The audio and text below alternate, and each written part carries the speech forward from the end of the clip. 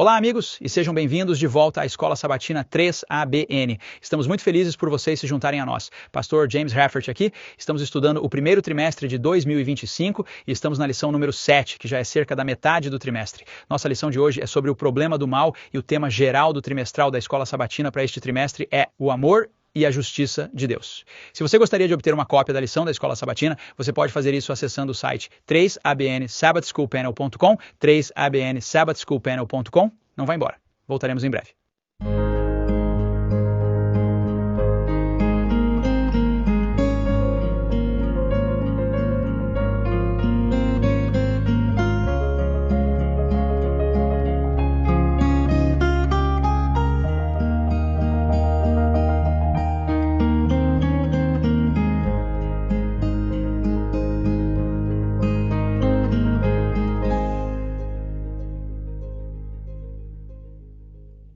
Olá, amigos, e bem-vindos à nossa lição número 7 da Escola Sabatina, o problema do mal. Estamos felizes que vocês se juntaram a nós, estamos ansiosos para continuar este tema do trimestre, que é o amor e a justiça de Deus. Meu nome é Pastor James Rafferty e somos muito gratos pelo tema que temos estudado neste trimestre. Tem sido uma verdadeira bênção. Se você gostaria de obter sua própria cópia da lição da Escola Sabatina, ou se você gostaria de obter as notas de cada um dos painelistas que estão aqui, você pode fazer isso acessando 3abnsabbathschoolpanel.com. Isso é 3abnsabbathschoolpanel.com. Sabe, há momentos em que não conseguimos passar por todas as nossas anotações. Temos apenas 10 minutos cada e às vezes não cobrimos tudo o que escrevemos, mas você ainda pode ter essas anotações. Vamos manter essas anotações intactas para você, então não deixe de acessar 3abnsabbathschoolpanel.com e obter essas anotações. Certo, deixe-me apresentar nosso painel da Escola Sabatina. À minha esquerda imediata temos minha irmã em Cristo, Shelley Quinn. Como é adorável estar aqui. Eu tenho a lição de segunda-feira intitulada Há muitas coisas que não sabemos. E à sua esquerda imediata, meu irmão em Cristo, pastor John Lomakang. James, minha lição é o teísta cético. O que faz as pessoas serem céticas sobre Deus e o que ele escolhe fazer ou não fazer sobre isso. Tudo bem? Isso vai ser muito interessante. E à sua esquerda imediata, meu irmão em Cristo, pastor John Dinsey. É uma bênção estar aqui e eu tenho quarta-feira a defesa do livre-arbítrio. Certo, essa será importante também. E à sua esquerda imediata, meu irmão em Cristo, Daniel Peran. Eu tenho a lição de quinta-feira. Minha lição está conectada à sua. Tive várias lições neste trimestre que terminam com um ponto de interrogação, e aqui está outra. Amor e mal? Certo, vai ser bom. Então, novamente, estamos muito felizes que você se juntou a nós. Antes de começarmos, vamos ter uma palavra de oração. Irmão Daniel, gostaria de orar por nós? Sim, nosso amoroso Pai Celestial. Nós nos comprometemos totalmente aos teus cuidados e proteção, pedindo que enchas nossas mentes com o teu Espírito Santo, teus pensamentos, tua sabedoria e tuas palavras. E, Senhor, apenas pedimos que isso se traduza pela tua graça no poder de viver essas palavras em nossas vidas. Pedimos tua bênção sobre este estudo juntos, em nome de Jesus. Amém. Amém. Então, começamos nosso estudo com a tarde de sábado. Vamos analisar alguns versículos, o capítulo 30 de Jó, versículo 26. Mateus 27, versículo 46, eu vou focar nisso pessoalmente, Jó 38, 1 a 12, e então Salmo 73, Gênesis 2, 16 e 17, e Apocalipse 21, 3 e 4. Nosso texto para memorizar é encontrado em Apocalipse capítulo 21, versículo 4. Vamos apenas dar uma olhada, vamos? E Deus enxugará toda a lágrima dos seus olhos, e não haverá mais morte, nem tristeza, nem choro. Não haverá mais dor, pois as coisas antigas passaram. Sabe, muitas vezes quando olhamos o livro de Apocalipse, não olhamos o último capítulo, não olhamos o final. No final do livro, os dois últimos capítulos de Apocalipse, capítulos 21 e 22, são belos, são poderosos.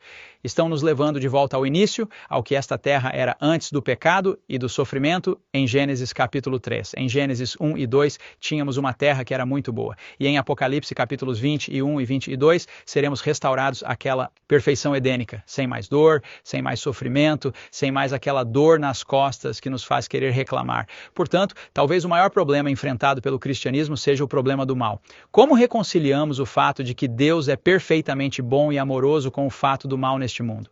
Em termos mais simples, se Deus é totalmente bom e todo-poderoso, o trimestral pergunta: por que existe o mal e tanto dele também? Isso não é apenas um problema acadêmico, mas algo que perturba profundamente muitas pessoas, e talvez você seja uma dessas pessoas. Isso impede muitas pessoas de conhecerem o amor de Deus. Ellen White diz em O Grande Conflito, página 492, para muitas pessoas, a origem do pecado e a razão de sua existência são uma fonte de grande perplexidade. Elas veem a obra do mal com seus terríveis resultados de sofrimento e desolação e questionam como tudo isso pode existir sob a soberania de alguém que é infinito em sabedoria, poder e amor. Aqui está um mistério para o qual eles não encontram explicação. Muitos ateus, como diz o periódico, identificam o problema do mal como a razão de serem ateus. Mas como veremos nesta semana e nas próximas, o Deus da Bíblia é totalmente bom e podemos confiar nele, mesmo apesar do mal que tanto infecta nosso mundo decaído. Vamos para a lição de domingo. A questão ali é: até quando, ó Senhor? O problema do mal é expressado não apenas no contexto contemporâneo, mas na própria Escritura. Vamos ler o capítulo 30 de Jó, versículo 26, e depois vamos olhar mais algumas escrituras enquanto desenvolvemos esse ponto. Jó 30, versículo 26, Jó diz: então você pode ver que Jó tem a mesma questão, o mesmo problema, o mesmo dilema que ele está tentando entender em sua própria mente. Por que que há toda essa escuridão? Por que que há todo esse mal? Jeremias capítulo 12, versículo 1. Quando eu rogo a ti, deixa-me falar contigo sobre teus julgamentos. Por que o caminho dos ímpios prospera? Por que todos eles são felizes? Por que são felizes todos os que agem traiçoeiramente? Por que as pessoas que agem traiçoeiramente estão felizes? Por que os ímpios prosperam? Onde está a sua justiça? Basicamente, é o que Jeremias está perguntando em Jeremias capítulo 12, versículo 1, ou Malaquias capítulo 2, versículo 17. Você tem enfadado o Senhor com suas palavras e você diz: em que o temos enfadado? Qualquer que faz o mal passa por bom aos olhos do Senhor, e desses é que ele se agrada. Ou, onde está o Deus do juízo? E é isso que estamos lutando em nosso mundo, eu diria hoje, e sempre houve uma luta com isso, certo? Vemos o mal, vemos a maldade, nós entendemos, pelo menos biblicamente, que Deus é amor e que ele é soberano, todo-poderoso, e nos perguntamos, por que é que toda essa maldade e toda essa perversidade prevalecem? O salmista também diz no Salmo 10, versículo 1, por que ficas longe, ó Senhor? Por que te escondes em tempos de angústia? Tantas angústias neste mundo e Deus parece estar escondido. Esta foi a experiência de Jó, com certeza. Então, esses textos levantam muitas perguntas que ainda estão conosco até hoje, e eu acho que é realmente significativo que a Bíblia não tente esconder ou ignorar esses tipos de perguntas. Ao longo das Escrituras, as mesmas perguntas são feitas que nós fazemos como seres humanos, queremos saber essas respostas. Deus quer que façamos essas perguntas. Na verdade, é quando fazemos essas perguntas que podemos obter as respostas. O problema que temos muitas vezes é que fazemos a pergunta e depois nos afastamos de Deus. Você sabe, Jó nunca fez isso. E Jó realmente nos ajudará com respostas a algumas dessas perguntas. Então, por que parece que os ímpios prosperam e aqueles que fazem o mal se beneficiam de seu mal, se não sempre, mas ainda o suficiente, certo? E por que os justos sofrem tanto? Onde está Deus quando o mal ocorre? Porque Deus às vezes parece estar longe de nós, até mesmo escondido de nós. Seja o que for que digamos sobre essas questões e o problema do mal, não devemos banalizar o mal, certo? Não devemos tentar resolver o problema minimizando o tipo ou a quantidade de mal neste mundo. O mal é muito ruim e Deus o odeia ainda mais do que nós. Deus odeia o mal, portanto, não podemos banalizá-lo.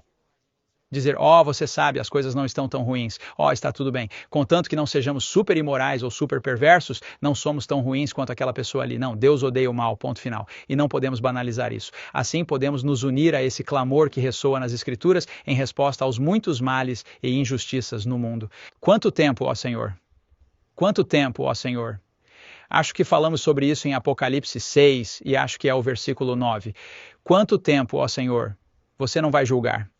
Agora, em Mateus 27 e versículo 46, precisamos buscar entender as palavras de Jesus, porque isso vai nos transmitir que Algo sobre o mal tocou Deus da maneira mais marcante. Mateus capítulo 27 e versículo 46 diz aqui sobre a 9ª hora, Jesus, que é o Filho de Deus, ele clamou com uma voz alta dizendo, Eli, Eli, lama sabactane, isto é, meu Deus, por que me abandonaste?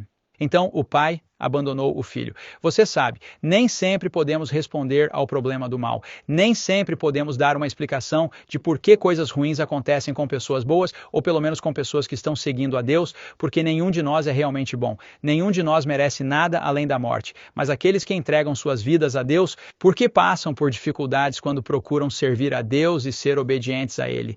Nem sempre podemos responder a essa pergunta, mas aqui está uma resposta que nos é dada.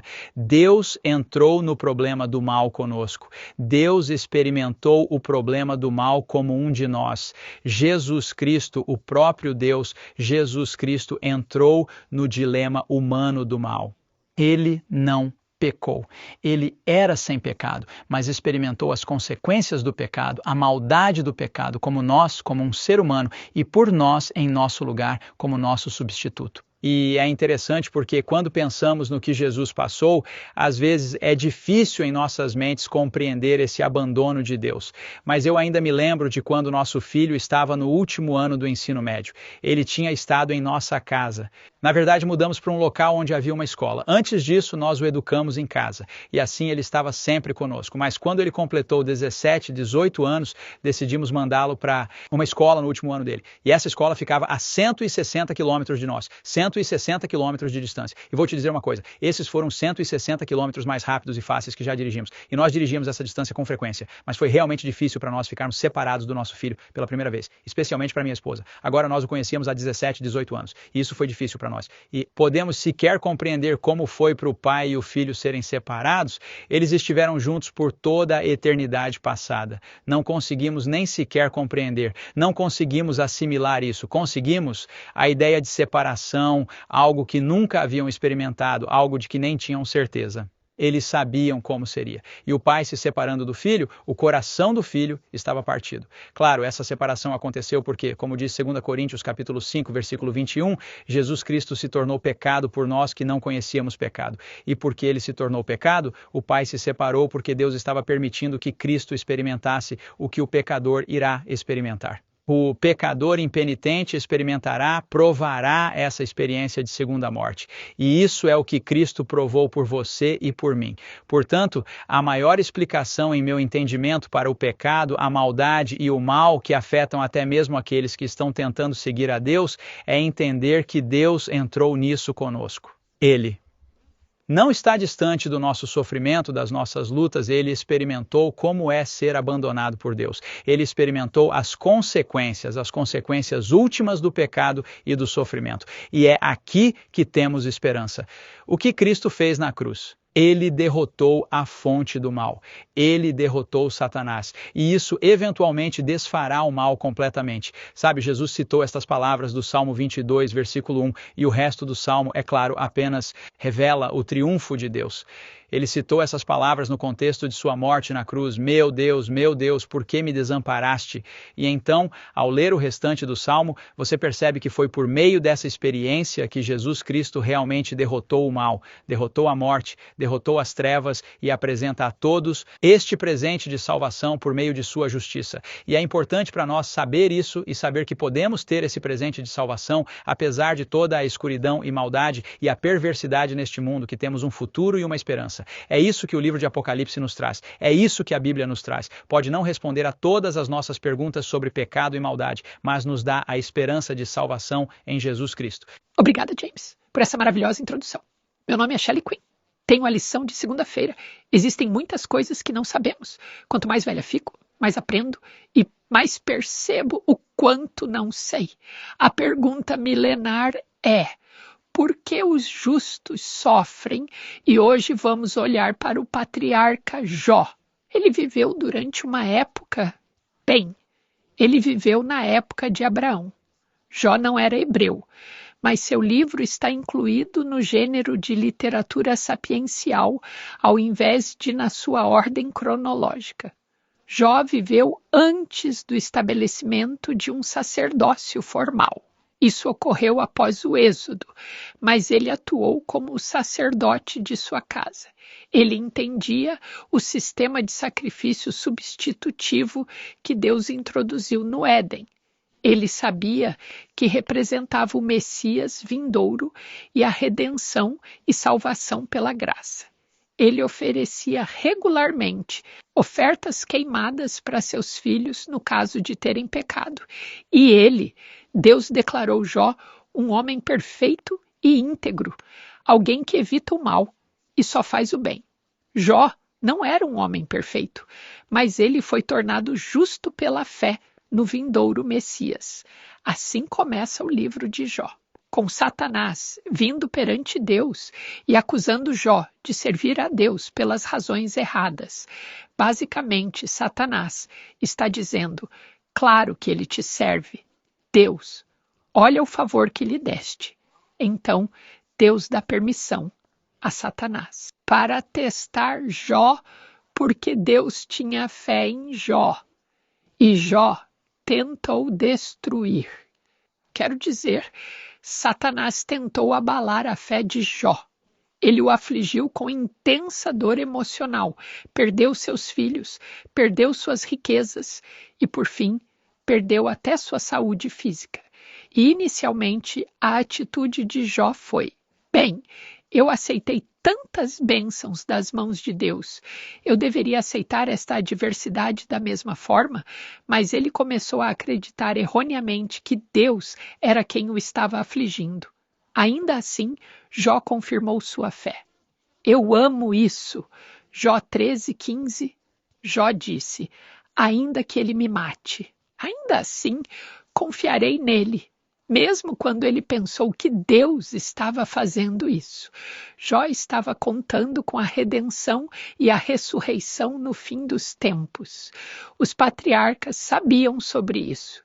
Veja Jó 19, 25 e 26, Jó disse: pois eu sei que o meu Redentor vive, e por fim se levantará sobre a terra, e depois que a minha pele for destruída, isto eu sei, que em minha carne verei Deus. Agora a lição começa, e vou citar isso da lição. O fim da história virá com o triunfo do amor sobre o mal, mas enquanto isso, muitas perguntas preocupantes permanecem. Como podemos pensar e falar sobre o problema do mal? De que forma isso pode ser útil? Fim de citação. Aqui está a cena. Os amigos de Jó vêm vê-lo. 3 amigos, e eles fazem o que é certo. Eles se sentam em silêncio com ele de maneira solidária durante os primeiros 7 dias. Ah, isso foi maravilhoso. Ele precisava desse apoio. Mas depois de 7 dias, começaram a acusar Jó, a discutir com ele. Eles estavam seguindo o costume da época de que se você fosse culpado, Deus o puniria. E era isso que eles achavam que estava acontecendo. Assim, as respostas de Jó tornaram as coisas ainda mais confusas, e eles expressaram muitas perguntas sobre por que havia tanto mal e sofrimento que havia lhe ocorrido. Jó, então, com rancor, pediu por uma audiência com Deus. Era como: apareça, Deus, deixe-me provar a mim mesmo. Vou verificar minha inocência. Quão pouco qualquer um dos 4 homens, isso incluindo Jó, entendia o que estava acontecendo nas cortes celestiais, nos bastidores. Então, finalmente, Deus aparece para responder a Jó. Vemos isso em 4 capítulos, 38, 39, 40 e 41. Interessante. Nos 2 primeiros capítulos de Jó, Deus é identificado pelo seu nome de aliança, Yahweh. Agora, nos capítulos 3 a 37 de Jó, Deus é identificado apenas como El Shaddai, o Todo-Poderoso. Isso indica que Jó e seus amigos viam Deus como distante. Antes de Deus justificar Jó, ele precisava levá-lo a um lugar melhor. Ele tinha uma melhor compreensão de quem ele era como Yahvé, o que faz e mantém alianças. Então, ele questiona Jó. Ele desafia seu mal entendido. Vamos ler em Jó 38. Vamos olhar os versículos 1 a 12. Jó 38. Então o Senhor respondeu a Jó do meio do redemoinho e disse: Quem é este que obscurece meu conselho com palavras sem conhecimento? Eu me lembro de orar uma vez para uma mulher ser curada do câncer de pulmão dela, e de repente, na minha mente, foi isso que eu ouvi. Quem é este que obscurece o conselho? Porque estou orando citando as escrituras de cura sobre ela. E parei de orar. E o Senhor disse: Pergunte a ela se ela está fumando. Ela não cheirava a cigarro, mas confessou. Antes de vir para minha reunião, ela lavou o cabelo. Ela fumava 2 maços de cigarros por dia. E ainda assim, ela quer que eu ore as promessas de cura de Deus sobre ela. Mas, de qualquer forma, é interessante. Quem é este que escurece o conselho com palavras sem conhecimento? A versão contemporânea em inglês traduz assim: Por que você fala tanto quando sabe tão pouco? E então Deus diz: Agora prepare-se como homem. Eu vou te questionar e você me responderá. Onde você estava quando lancei os alicerces da terra? Diga-me. Se você entende quem determinou suas medidas, certamente você sabe. Ou quem estendeu a linha sobre ele, a que as suas fundações foram presas? Ou quem colocou sua pedra angular? Quando as estrelas da manhã cantavam juntas e todos os filhos de Deus gritavam de alegria? Ou quem fechou o mar com portas quando ele rompeu e saiu do ventre? Quando fiz das nuvens a sua veste e grossas trevas suas fraldas? Quando fixei meus limites para ela e coloquei trancas e portas? Quando eu disse: até aqui você pode vir, mas não além, e aqui suas ondas orgulhosas devem parar. Você já ordenou a manhã desde que seus dias começaram e fez a aurora saber seu lugar? Yahweh perguntou a Jó: Você acha, Jó? Quem é você? Tão eterno, tão grande, tão poderoso, tão sábio e perfeito quanto eu. Ele está despertando o entendimento de Jó sobre o quão pouco ele realmente sabia. Sabe? É interessante para mim. Deus não ofereceu a Jó a explicação para seu sofrimento. Isso é muito interessante. Ele não lhe disse que este era o grande conflito cósmico entre Satanás e Deus. Ele simplesmente revelou-se como um Criador poderoso e amoroso. Olhe para Jó 42, verso 3. Você perguntou: Este é Jó agora. Você perguntou: Quem é esse que esconde o conselho sem conhecimento? E Jó diz: Portanto, falei do que não entendia, coisas maravilhosas demais para mim, que eu não conhecia. Veja, Jó reconheceu, e assim também precisamos reconhecer quantas coisas não sabemos. Ele percebeu quão presunçoso tinha sido. Ele coloca a mão sobre a boca, sabendo que sabe pouco. Fique quieto e confie em Deus. Deixe-me dar-lhe esta citação. Como Jó, nós também devemos reconhecer humildemente que há muitas coisas acontecendo no mundo e nos bastidores das quais não sabemos nada. O fato de não sabermos quais são as respostas para nossas perguntas não significa que não haja boas respostas ou que um dia tudo não será resolvido. Até lá, precisamos confiar na bondade de Deus, que nos foi revelada de tantas maneiras. Amém. O livro de Jó é provavelmente um dos primeiros livros escritos para tentar explicar o pecado e o sofrimento. Vamos fazer uma pausa para um momento de missão, então não vá embora. Voltaremos em breve. Olá, eu sou Greg Morricone. Estou muito feliz que você se juntou a mim para o momento de missão da 3ABN.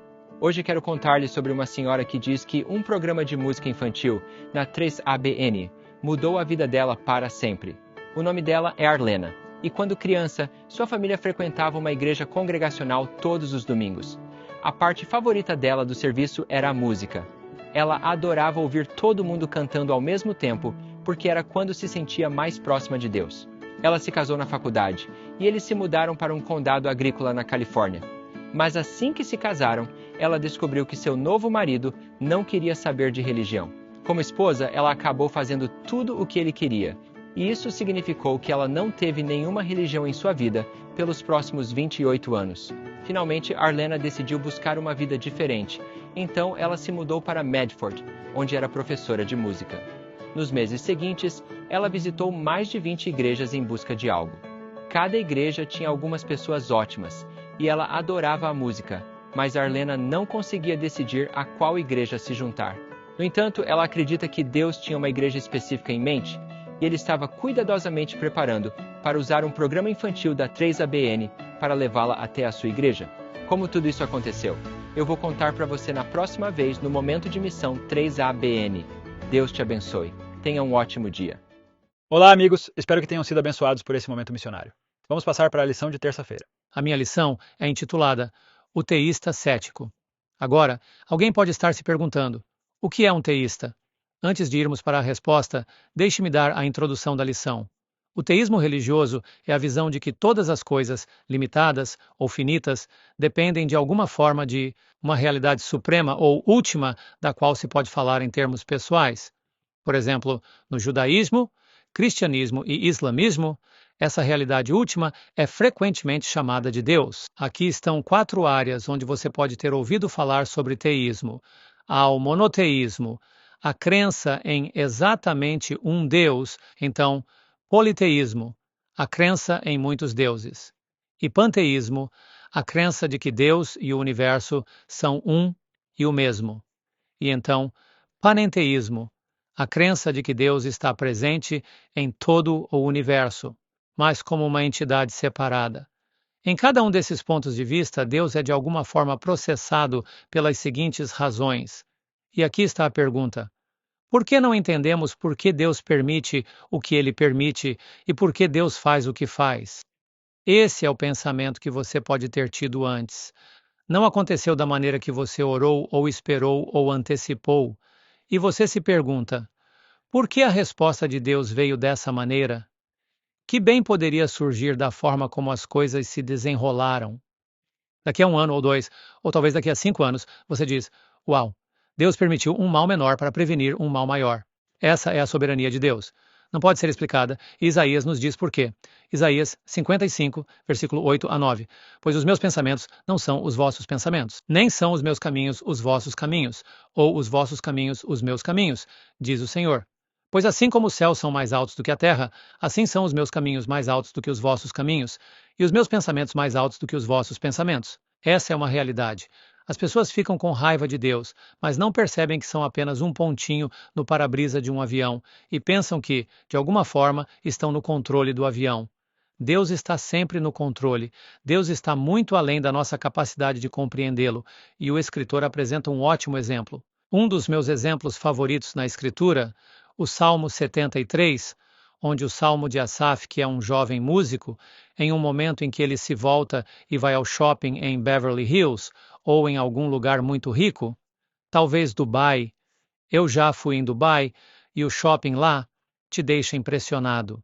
Ele olha ao redor como alguém que acabou de se ver nesta rica vizinhança com os bolsos praticamente vazios e sua mente está perplexa. E não vou ler os versículos de 1 a 16, mas vou apenas resumir. Asaf está olhando ao redor e vê como os ímpios são arrogantes. Eles parecem não ter remorsos, nem mesmo em seus funerais, nenhum problema diário, nenhuma dificuldade. O orgulho é abundante. Eles se gabam de tudo. Há uma abundância ilimitada. Tem mais carros do que você tem contas bancárias. A violência corre desenfreada. São gananciosos. Eles têm acesso a tudo o que quiserem. Não têm nenhuma necessidade real. Zombam de Deus. Dizem, bem quem é Deus, para que eu deva obedecer à sua voz. Tipo o faraó. Falam contra a retidão. Têm influência mundana. Todo o mundo ouve a sua voz. Uau! Ele acabou de dizer que até o presidente os ouviu. Nunca sofrem com a sede, o que significa que podem ter o que quiserem. Eles zombam de Deus. Eles aumentam em riqueza. E o pobre Asaf disse no verso 15. Ele diz, versículo 15. O dia todo fui afligido e castigado todas as manhãs. Isso está no Salmo 73, versículo 14. E então, no versículo 15, ele diz: se eu tivesse dito que falaria assim, veja, eu teria sido falso para com as gerações. E ele diz: quando pensei em como entender isso, foi doloroso demais para mim. Salmo 73, 16. Como colocamos isso em contexto, Deus? Por que parece que aqueles que não te conhecem parecem estar melhor do que nós? E tem mais do que nós temos, e podem fazer mais do que jamais poderíamos imaginar. E então, a Bíblia vai para o versículo 17 do Salmo 73. Agora eu preciso ler isso. Até que entrei no santuário de Deus, então entendi o fim deles. Isso é uma comparação um tanto grosseira, mas anos atrás eu assisti O Mágico de Oz e O Homem de Lata. E todos eles, quem são eles? Todos eles chegaram a Oz, por assim dizer, puxaram a cortina e era apenas um homem comum puxando cordas, que eles achavam que de alguma forma era um mágico, algum tipo de mágico. Deus puxou as cortinas do entendimento de Asaf e ele diz: não se deixe desviar pelo que vê, deixe-me mostrar a você a imagem completa. Salmo 73, versículo 18. Certamente tu os colocas em lugares escorregadios. Agora Asaf está dando o relato verdadeiro. Tu os lanças à destruição. Ó, como são levados à desolação em um momento, porque pessoas ricas também morrem. Eles são completamente consumidos de terror. Eles têm dor em sua morte, como um sonho, quando alguém desperta. Versículo 20 do Salmo 73. Então, Senhor, quando acordares, desprezarás a imagem deles. E ele continua até o versículo 20. Ele diz, mas agora ele muda completamente o tom. Mas é bom para mim aproximar-me de Deus. Eu coloquei minha confiança no Senhor Deus para que eu possa declarar todas as suas obras. Em outras palavras, de repente fica claro para ele que o que você vê não é realmente o quadro completo. E então, como juntamos isso quando dizemos, Senhor, parece haver um mundo onde as pessoas nem sequer te reconhecem e nós que te reconhecemos parecemos estar enfrentando dificuldades. Nos tornamos até certo ponto os teístas céticos. Deixe-me apresentar alguns pontos que quero destacar cuidadosamente para você. 1. Deus não pode ser contido intelectualmente. Jó, capítulo 11, versículo 7. Pode você sondar as profundezas de Deus? Pode descobrir os limites do Todo-Poderoso? Eu gosto disso. Jó 38 a 42, incrível. Jó senta-se lá como um cara que só quer sair correndo de casa e Deus tranca a porta e diz, sente-se e ouça. Deus simplesmente faz um círculo em torno do grande intelecto de Jó, e ele era um homem sábio, mas encontrou seu igual. Isso é um eufemismo. Segundo, Deus não pode ser compreendido, mas pode ser confiado. Provérbios capítulo 3, versículos 5 e 6. Confia no Senhor teu Deus de todo o teu coração e não te apoies no teu próprio entendimento. Em todos os teus caminhos, reconhece-o e ele será o teu GPS. O seu sistema de navegação divino, ele guiará os seus passos. Olha, se permitirmos que nossas mentes estejam ocupadas com coisas que poluem os cantos do nosso coração e dizemos, bem, eu sei o que Deus está dizendo, mas simplesmente não entendo e não vou aceitá-lo. Eu não quero ouvir essa explicação. Então Deus se tornará nossa vítima. Então a questão não é se você pode confiar em Deus, mas sim se Deus pode confiar em você. Eu costumo dizer às pessoas que afirmam nunca terem tido provações, que acredito que uma das razões é que Deus não pode confiar em alguns cristãos durante provações, porque eles culparão Deus. Eles irão virar contra ele e dirão, como fez Pedro. Jesus, ele disse, você vai me negar antes que o galo cante 3 vezes. E então Pedro diz, eu nem sei de quem você está falando. Eu não estou com ele. Eu não o conheço. E ele estava dizendo a verdade. Muitas pessoas que não conhecem Deus são expostas em tempos de crise. É por isso que é importante conhecer Deus e não permitir ou exigir que Deus preencha todos os seus espaços vazios. Deixe Deus preencher seu coração e os espaços vazios não serão mais um problema. Outra coisa é, se Deus não te revelar algo, não procure por e exija isso dele. Deuteronômio 29. As coisas secretas pertencem ao Senhor nosso Deus, mas as coisas que são reveladas pertencem a nós e aos nossos filhos para sempre, para que possamos cumprir todas as palavras desta lei. Algumas pessoas causam mais confusão tentando dar uma explicação para algo que Deus nunca quis que soubéssemos. Se Deus não revelou em sua palavra, não especule. Isso apenas prejudica o caráter de Deus. Não se apresse além do tempo de Deus. 1 Coríntios, capítulo 4, verso 5. Portanto, não julgueis nada antes do tempo, até que o Senhor venha. Muitas pessoas estão se apressando além do tempo de Deus. Eu gostaria que mais pessoas esperassem. Você sabe quando a Bíblia diz, espere no Senhor, não só Ele renovará suas forças, mas coisas que não estavam claras se tornam abundantemente claras. Como o corredor, ele desiste antes da linha de chegada. Por isso, eu gosto de John Stevens Aquari, um homem que chegou em último nas Olimpíadas Espanholas, chegou em último mesmo depois de ter ralado o joelho. Ele chegou 1 hora e 30 minutos atrasado, o último homem na corrida. E alguém perguntou, por que você continuou correndo? Você sabia que não poderia vencer. E ele disse isso. Meu país não me enviou aqui para as Olimpíadas para correr a corrida. Eles me enviaram para terminar a corrida. Bem, 20 anos depois, ele foi convidado de volta para as Olimpíadas e recebeu uma placa. Todos os outros 57 corredores que terminaram esqueceram quem eram. Mas John Stephen Aquari, esse corredor africano, recebeu uma placa. E aqui está o que estava escrito na placa. A maior chegada em último lugar da história. Porque ele nunca desistiu. Vejam, amigos, não apresse o tempo de Deus. Não seja cético se você não entende. Permaneça na corrida.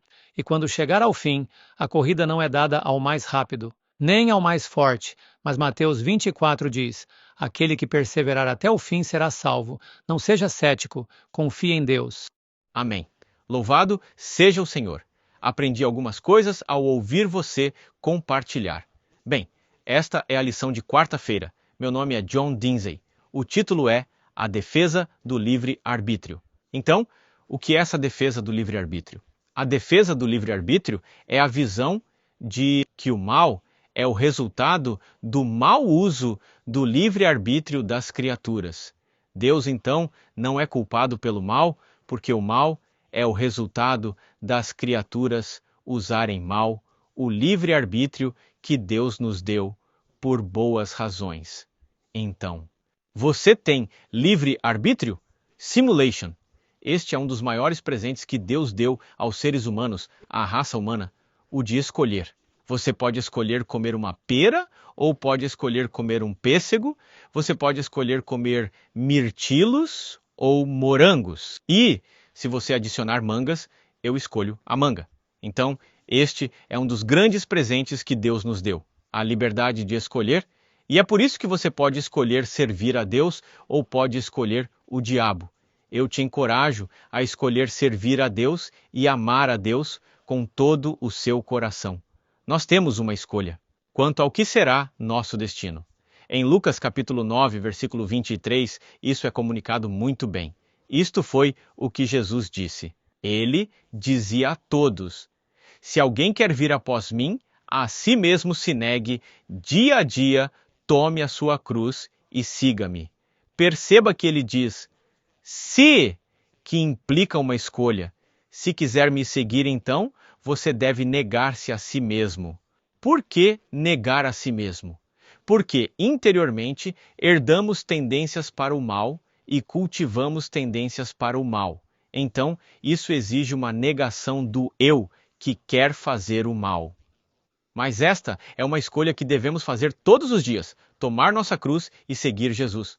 Vou ler para você de Caminho a Cristo, página 43. Explica isso em palavras muito melhores do que eu posso. Diz que o governo de Deus não é, como Satanás gostaria de fazer parecer, fundado sobre uma submissão cega e controle irracional.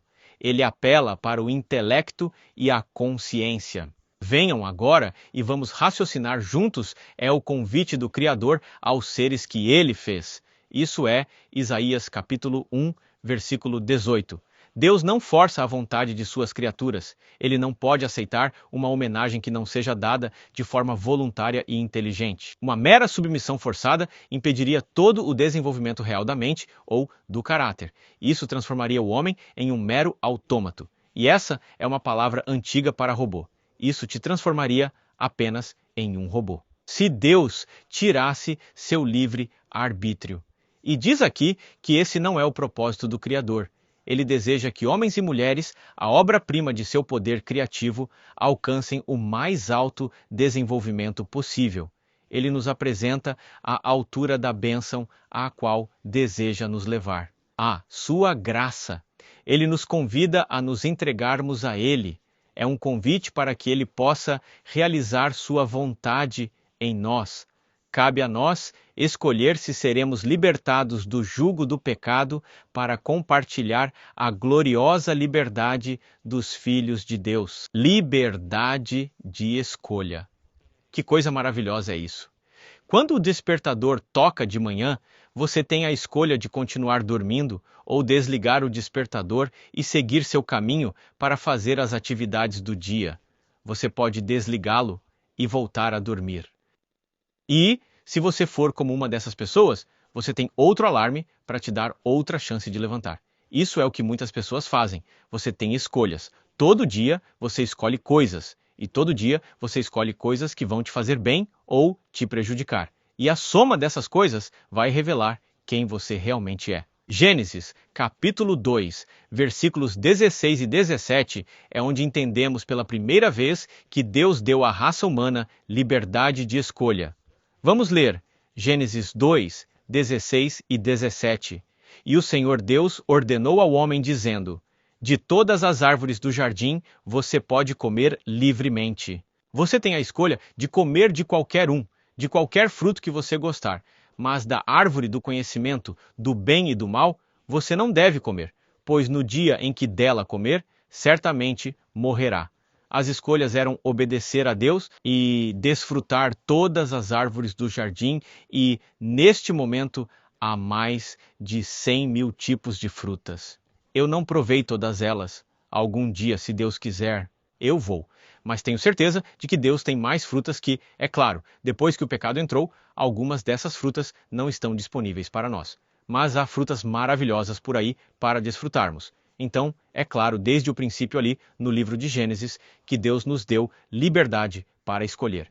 Livre-arbítrio. Livre-arbítrio, e é por isso que devemos nos alegrar e agradecer a Deus por isso. Não somos robôs. Não robôs que Deus diz, não matarás. Eu não posso matar porque sou um robô. Não, você não é um robô. Você pode escolher viver livremente e deixar os outros viverem livremente, fazer suas próprias escolhas. Estou lendo para você agora a lição. Diz, por que comandá-los, a menos que tivessem livre-arbítrio desde o início?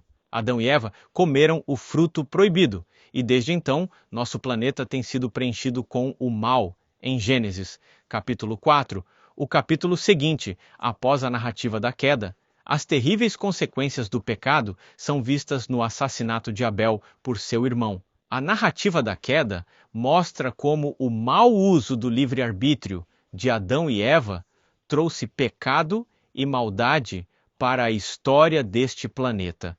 E é por isso que temos este mundo na condição atual. Nosso representante Adão escolheu pecar. Mas há um segundo, Adão, Jesus Cristo, que agora nos dá a escolha de escapar da corrupção deste mundo e ter a vida eterna. E ele vai apenas fazer todas as coisas. Louvemos ao Senhor, por isso vamos em frente e vamos para Deuteronômio, capítulo 7, e temos os versículos 12 e 13 para ler, tratando deste tema. Diz, então acontecerá, porque você escuta esses julgamentos e os guarda e cumpre, que o Senhor seu Deus manterá com você a aliança e a misericórdia que ele jurou aos seus antepassados. E ele te amará, te abençoará e te multiplicará.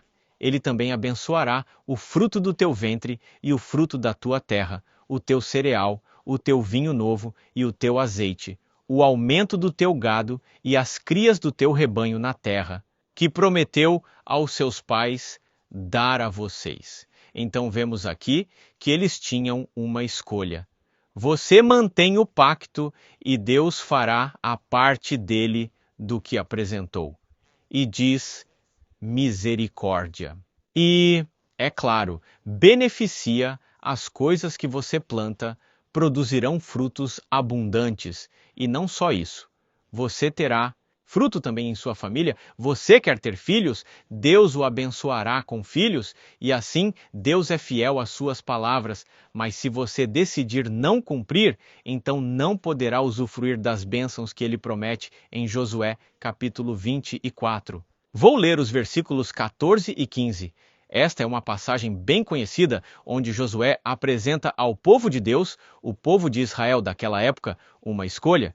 E diz, começando no versículo 14, agora, portanto, temam ao Senhor, sirvam a Ele com sinceridade e verdade. E afastem os deuses que os seus pais serviram do outro lado do rio e no Egito, sirvam ao Senhor e notem que eles estavam servindo a esses falsos deuses do outro lado do rio e no Egito.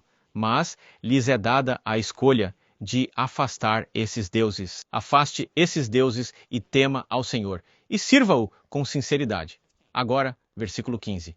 E se lhe parece mal servir ao Senhor, se você acha que isso vai ser prejudicial para você, se você acha que não vai beneficiar de servir ao Senhor, ele diz, escolham hoje a quem vocês vão servir, se aos deuses que seus pais serviram do outro lado do rio, ou aos deuses dos amorreus, em cuja terra vocês vivem. Mas reparem em Josué, ele sabe o que é bom. E ele diz, mas quanto a mim e a minha casa, serviremos ao Senhor. Então, o que vocês vão escolher? Há um grande benefício em servir ao Senhor, mas Deus não quer que você o sirva por causa dos benefícios. Ele está pedindo que você aprenda a amá-lo, escolha amá-lo, e ao amá-lo, você irá amar obedecer aos seus mandamentos, porque você se beneficia e aqueles ao seu redor também se beneficiam disso. Amém. Excelentes lições até agora tratando do amor e da justiça de Deus. Sou Daniel Perim e tenho a lição de quinta-feira, Amor e Maldade. A pergunta é esta: é assim mesmo? É possível para o amor e o mal coexistirem? Você ouviu as apresentações até agora, as mensagens, e você está pensando consigo mesmo, vamos lá, é realmente um ato de amor. Deus permitir o mal, junto com todos os resultados, a rebelião e a morte e a guerra e as atrocidades e o engano? É isso realmente? Como você pode dizer que isso é amoroso? O que eu geralmente faço com perguntas como estas, vou olhá-las do ponto de vista de um pai. E quando faço isso, tiro a questão do teórico para o prático. É possível ser verdadeiramente amoroso e permitir que seus filhos se rebelem? O que eu teria que fazer como pai para que não houvesse rebelião, nenhum mal em meus filhos? Vamos pegar um exemplo. Como eu poderia, como pai, impedir meus filhos de brigarem? Pais amorosos não gostariam de impedir que seus filhos brigassem? Como poderia ser amoroso permitir que seus filhos tivessem conflitos e brigas em casa? E você sabe do que se trata uma briga.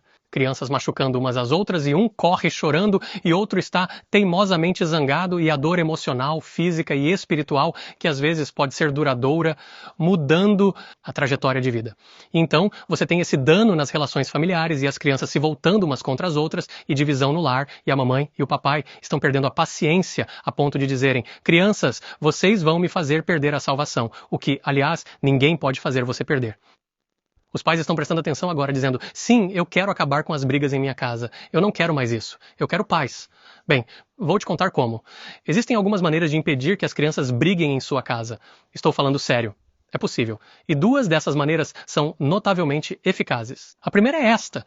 Com alguns novos avanços em tecnologia e pesquisa genética, você poderia, na verdade, este método está acessível no horizonte.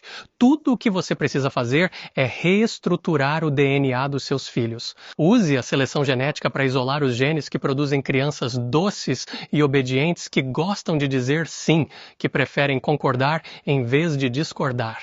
Agora, sabe, a sabedoria mundana está realmente trabalhando em métodos como este, um kit feito sob medida, exatamente como você deseja, da maneira que você os molda. Você poderia combinar isso com alguns procedimentos minimamente invasivos e colocar pequenas sondas dentro do cérebro deles e basicamente desligar a função de raiva que produz essas respostas no cérebro deles. E assim, eles não teriam esses pensamentos e não poderiam tomar essas decisões. Pense nisso como uma pequena barra de contenção que desce sobre seu filho quando ele tem aquelas palavras de confronto. E então, algo acontece. Eles querem lutar, querem dizer aquela coisa maldosa e a barra desce. Eles têm os pensamentos, mas as palavras não conseguem sair. Sem brigas.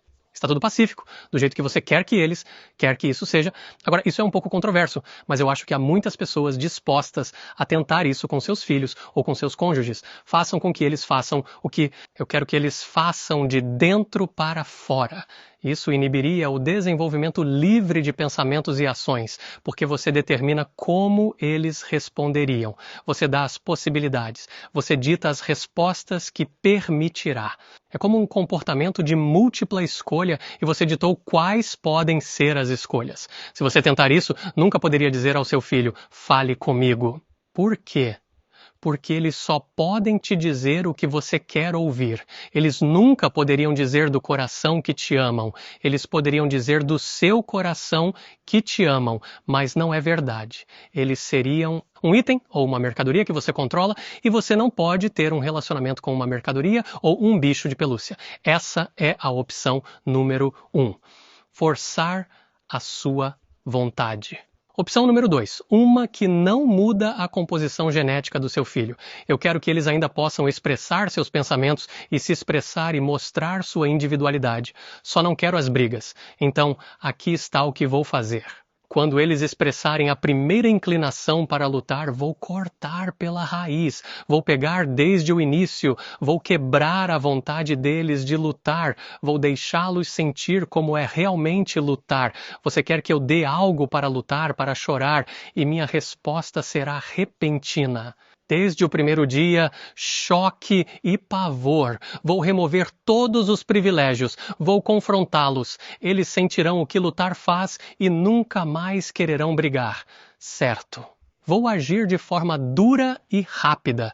Agora, eles ainda terão o poder de escolha. Eles podem brigar se quiserem. Eles ainda têm liberdade de expressão, mas não terão vontade de lutar, não enquanto estiverem sob o meu comando.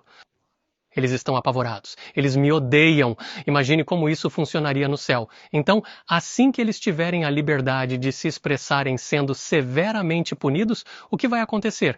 Toda essa rebelião reprimida provavelmente vai explodir para ganhar pleno controle em suas vidas. É isso que eu quero como pai? Isso não é o que eu quero. Então vamos olhar para uma terceira opção. Há algo mais que eu possa fazer? Em cada fase do desenvolvimento do meu filho, estarei por perto. Vou estar bem ao lado deles, estarei envolvido, ilustrando com a minha vida e ensinando com as minhas palavras. Vou ensinar-lhes a usar mediação, a usar compromisso, a ouvir e tentar entender o que cada um pensa. Vou acompanhá-los com um sorriso confiável, mesmo quando não estão sorrindo, e com palavras e ofertas para ajudá-los a mediar.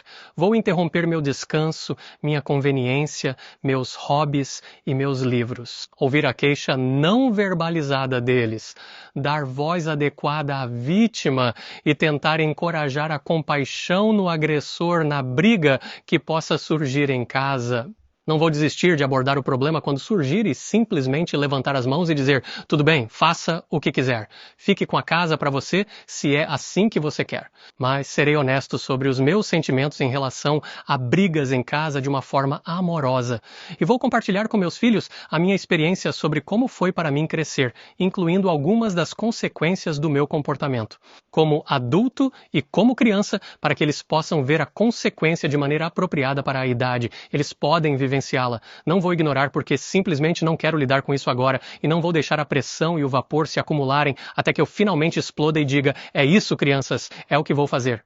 À medida que a criança cresce, vou permitir níveis apropriados de consequências naturais dolorosas sem tentar destruir sua vontade, sem tentar inspirar terror e medo nelas, puni-las para sempre. Elas vão saber que eu vou perdoar e que podemos ter novas chances em nossa casa. Ninguém é perfeito. Esse método parece algo que poderia funcionar? Em todos os sentidos, quero como pai demonstrar a mim mesmo nunca respondendo com explosões de raiva apaixonadas. Não vou retribuir raiva com raiva, vou retribuir amor por raiva. Agora pense neste método, você já tem 3 até agora. Número 1, vou manipulá-los para que não possam brigar em casa. Número 2, vou bater forte e assustá-los para que nunca queiram brigar em casa. E número 3, vou tentar amar eles. Isso vai ser eficaz? Amar eles garante 100% que você não terá brigas em casa? Não. Em qual casa você quer estar? Que tipo de pai você quer ser? Que tipo de pai você tem sido? Que tipo de pais você teve? As duas primeiras opções, tenho que ser honesto, podem eliminar as brigas da sua casa e você vai conseguir o que quer. Você vai ter um lar tranquilo, mas o espírito de rebeldia estará presente na criança ou a criança não terá liberdade para ser uma pessoa única. Ouça o que está dito no primeiro capítulo de O Desejado de Todas as Nações, página 22. O exercício da força é contrário aos princípios do governo de Deus, ele deseja apenas o serviço do amor, e o amor não pode ser ordenado. Não pode ser conquistado pela força ou autoridade. Somente pelo amor é despertado o amor. Conhecer a Deus é amá-lo. Seu caráter deve ser manifestado em contraste com o caráter de Satanás. Então, amor e mal podem coexistir? Sim, eles podem. Deus é um Deus amoroso e vemos isso demonstrado ao longo das Escrituras em nossas vidas, que é assim que Ele interage conosco. Minha perspectiva como pai não é dizer que quero que não haja brigas agora, neste exato momento, mas estou olhando para a trajetória completa da vida da criança e seu caráter em crescimento para que possam aprender a escolher com a liberdade que Deus lhes deu. E é disso que fala o texto para memorizar desta semana. Deus enxugará toda lágrima dos seus olhos no final. As coisas antigas passaram, que Deus diz, estou disposto a permitir sofrimento aqui e agora, e problemas aqui e agora, porque essa é a única maneira que posso te dar liberdade para experimentar meu amor e deixar que esse amor mude sua vida. E Deus faz isso por nós. Romanos 8,18 diz o seguinte, considero que os sofrimentos do tempo presente não são dignos de serem comparados com a glória que em nós será revelada. É isso que Deus está fazendo. Ele está antevendo, trabalhando para o futuro onde todo sofrimento desaparece. Amém. Amém. Obrigado, Daniel. Obrigado, John e John. E Shelley, temos alguns momentos para algumas palavras finais. Vamos começar com você, Shelley. Pensamento rápido. Os caminhos de Deus são mais altos que os nossos. Ele é o Deus que conhece o fim desde o início. Há muito que não sabemos, portanto, siga o conselho de Provérbios, capítulo 3, versículos 5 e 6. Confie no Senhor de todo o seu coração. Não se apoie no seu próprio entendimento. Olhe para Ele e Ele te guiará. Na mente do teísta cético ou do teísta cético? Há coisas que Deus quer dizer a você, mas você não está pronto para recebê-las. Ele disse isso aos seus discípulos, João capítulo 16, versículo 12. Ainda tenho muitas coisas a dizer a vocês, mas vocês não podem suportá-las agora. Então, se há coisas que você não entende, não diga que Deus as escondeu de você. Deus sabe quando é o momento certo para revelar as coisas escondidas para você. Ele sabe quando seu coração está pronto para receber as coisas que você não está preparado para receber neste exato momento. Mas não culpe Deus por ser injusto e um Deus que simplesmente não se importa. Ele sabe quando o momento é certo. Espere no Senhor. Amém. Amém. Um dos maiores presentes que Deus nos deu é o livre-arbítrio, a liberdade de escolher. Você pode escolher acreditar e ter a vida eterna, ou pode escolher não acreditar. E, infelizmente, o outro resultado será perecer. Eu o encorajo a acreditar e ter a vida eterna através de Jesus Cristo. Amém. Deus poderia ter forçado o pecado para fora de mim e Ele poderia forçá-lo fora de você. Mas, em vez disso, Ele diz, deixe meu filho carregar o pecado em seu lugar e então ande com ele. E é através do amor de Jesus que nossos corações são transformados. E é isso que eu quero para a minha vida. Amém. Amém. Você sabe, Jesus Cristo entrou em nossa situação e Ele sabe como é ser abandonado por Deus. Ele sabe como é estar cercado por escuridão e maldade, mas Jesus Cristo não sucumbiu a esses sentimentos. Em Lucas capítulo 23, versículo 46, quando estava prestes a morrer, Jesus clamou em alta voz, Pai, em tuas mãos entrego o meu espírito. E é exatamente isso que Deus está nos chamando para fazer. Podemos não sentir que as coisas estão certas neste mundo e em nossas próprias vidas. Podemos nos sentir sobrecarregados pela maldade e escuridão, mas Deus está nos chamando pela fé em sua palavra, a entregar nossas vidas em suas mãos e a confiar nele. Continuaremos nosso estudo na próxima semana sobre livre-arbítrio e a providência divina e convidamos você para se juntar a nós para isso. Vamos apenas terminar com uma palavra de oração. Pai Celestial, só queremos agradecer novamente por nos lembrar que há tanto que não sabemos. Estamos no início do conhecimento, na melhor das hipóteses, e há muito a aprender sobre Ti. O livro de Jó deixa isso muito, muito claro e vimos ponto a ponto em Sua palavra. Como é que tu estás dominando e acima de todas as coisas, que não queres forçar a vontade, não queres forçar nossas mentes e nossos corações, queres que entremos em um relacionamento contigo. Você quer que o entendamos como nosso Pai e nosso Deus e alguém que realmente se importa conosco. Pai, por favor, ajude-nos a tomar essa decisão de entrar nesse relacionamento contigo e confiar em Ti. Pedimos em nome de Jesus. Amém.